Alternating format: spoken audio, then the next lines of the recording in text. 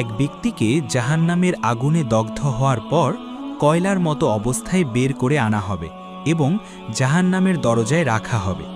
এরপর জাহান্নামের দরজা বন্ধ করে দেয়া হবে। বাইরে আসার পর সে আল্লাহর কাছে প্রার্থনা করবে যেন তাকে একটি গাছের নিচে নিয়ে যাওয়া হয়, যেখানে পানি ও ছায়া আছে। সে অঙ্গীকার করবে যে এটিই তার শেষ চাওয়া। আল্লাহ তাকে সেই গাছের নিচে যাওয়ার অনুমতি দেবেন। সেখানে কিছুক্ষণ থাকার পর সে জান্নাতের দৃশ্য দেখতে পাবে, এর নদী, গাছপালা এবং নেয়ামত।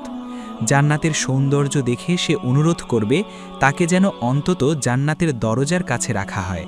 আল্লাহ তাকে পুনরায় সুযোগ দেবেন। অবশেষে সে জান্নাতের ভেতর যাওয়ার আকুতি জানাবে।